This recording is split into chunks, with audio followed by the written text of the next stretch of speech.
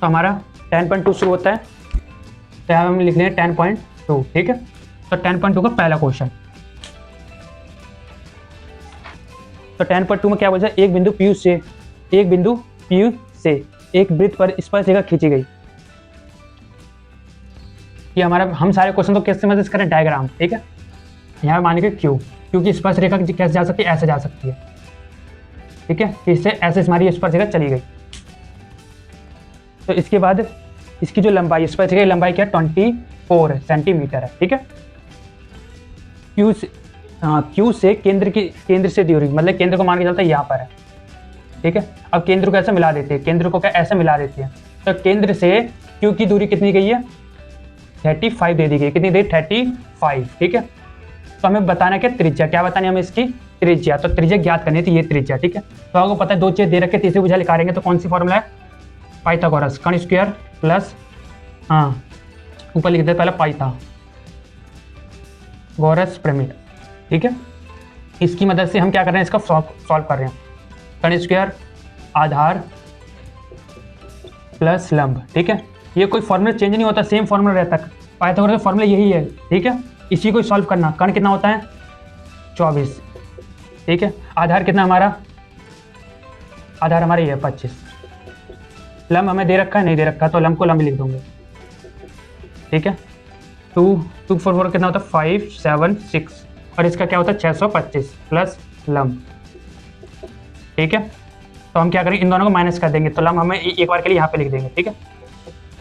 और हम इसको माइनस करेंगे इससे, 5 7 6, ठीक है।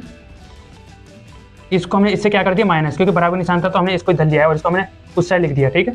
तो हमने इसको इससे लिया तो माइनस करेंगे हम इसमें, तो कितना आएगा 4 9, ठीक है। अभी क्या स्क्वायर लग रखा है, तो स्क्वायर का क्या बन जाएगा, रूट बन जाएगा। तो कर दो, कितना आएगा आंसर 7। देखो उसमें 7 दे रखा है, या 7 दे रखा है, सेंटीमीटर में लगाना है, ठीक है। तो 7 सेंटीमीटर। तो ये हमारा पहला क्वेश्चन कंप्लीट हो गया, ठीक है। हम इसका दूसरा क्वेश्चन करके दिखाते हैं। दूसरा क्वेश्चन क्या है, आकृति 10.1 में यदि टी आर केंद्र ओ वाले किसी वृत्त पर दो स्पर्शरेखाएं इस प्रकार हैं कि एंगल पी ओ क्यू बराबर 110 हो तो पी टी आर बराबर है। तो इसका दूसरा, तो सबसे पहले हम यहाँ पे त्रिभुज बना लेते हैं, सॉरी वृत्त बना लेते हैं। वृत्त पर ये हमारा, ठीक है, इसमें चित्र दे रखा है इसलिए मैंने उसकी मदद से चित्र बना रहा हूँ, ठीक है। तो जहाँ पर चित्र दे रखा हो वहाँ पे चित्र बना के उसी में चेप लिया करो, कोई दिक्कत नहीं है। 110 बन गया, ठीक है। यहाँ पर हमारा P है और यहाँ पर हमारा U है और यहाँ पर हमारा T है और यहाँ पर हमारा O है। तो मैं आपको एक चीज़ बता दूँ, यहाँ पर एक चीज़ समझने की ज़रूरत होती है। अगर केंद्र पर, ठीक है, अगर केंद्र पर कोई कोण होता है, केंद्र पर क्या है, केंद्र पर कोई कोण होता है और बाहर कोई कोण होता है, ठीक है। तो ये वाला कोण और ये वाला कोण, ठीक है, मतलब अंदर वाला कोण और बाहर वाला कोण को अगर हम जोड़ते हैं, ठीक है, मतलब पी ओ क्यू को अगर हम जोड़ते हैं, पी टी क्यू, तो वो कितना होता है 180। याद रखिए, अंदर वाला कोण और बाहर वाला कोण को अगर हम जोड़ेंगे, ठीक है, तो कितने का बनेगा, 180 का बनेगा। तो इसको हम भी, ये तो हमें दे ही रखा है, कितना देगा 110 प्लस पी टी क्यू बराबर 180 करो, पी टी क्यू माइनस 110, तो कितना आंसर आ गया 70। देखो 70 आंसर है, यह 70 आंसर है, ठीक है। तो याद रखिए, इसको और इसको हम जोड़ते हैं तो 180 बनता है, इसलिए हमने इसको 180 से घटाया तो हमारा आंसर क्या आ गया, 70 आ गया। नोट कर लिया होगा आपने, ठीक है। अब इसके बाद हमारा क्वेश्चन क्या है, क्वेश्चन नंबर 3, ठीक है। तो क्वेश्चन नंबर 3 का पहले हम डायग्राम समझेंगे, फिर आगे करते हैं। यदि एक बिंदु P और Q केंद्र वाले किसी वृत्त पर PV स्पर्श रेखा परस्पर 80 के कोण पर झुकी हो तो POA बराबर है। तो हमारा तीसरा क्वेश्चन, ठीक है। तो तीसरा क्वेश्चन कैसे करना है, सबसे पहले डायग्राम दिखाऊंगा। ये केंद्र है हमारा, क्या है, ये हमारा केंद्र है, इसको नाम देते हैं O। क्या देते हैं, O।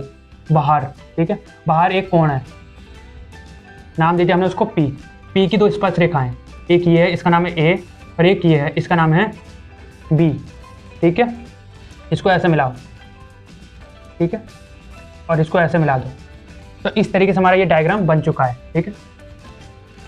तो इसमें जो जो चीज़ें दे रखी हैं 80, अगर हम इसको मिलाते हैं, मतलब A P B, तो इसका जो कोण है, ये पूरा जो कोण है वो क्या है, 80 का है।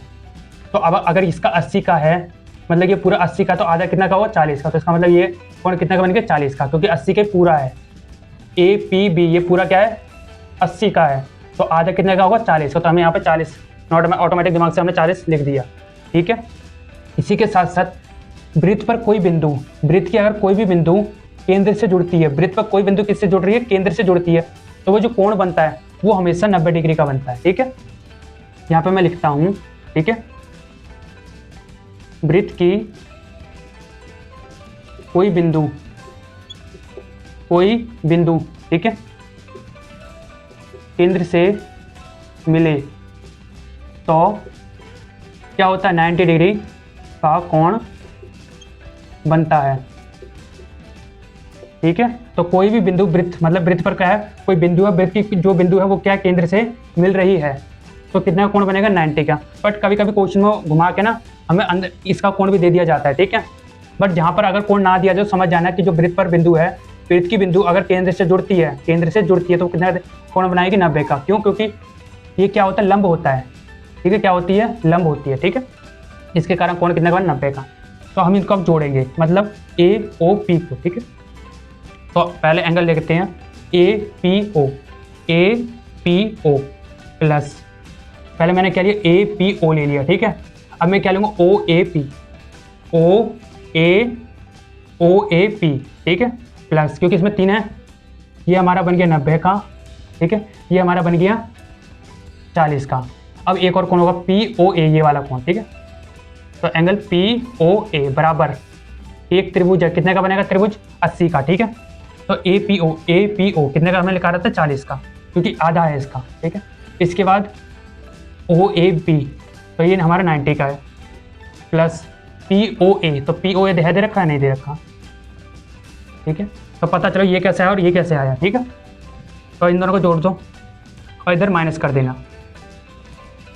तो 180 को अगर हम इनको जोड़कर करें तो ये आता है 130, तो आंसर कितना आ गया, 50। ठीक है। तो ये हमारा कंप्लीट हो चुका, सॉल्व किया हुआ। ठीक है। तो आंसर हमारा 50 है।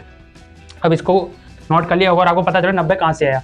जब भी कोई भी बिंदु, वृत्त की कोई भी बिंदु जब केंद्र से जुड़ेगी तो 90 डिग्री का कोण बनाएगी। ठीक है। तो अब इसको हम हटा देते हैं।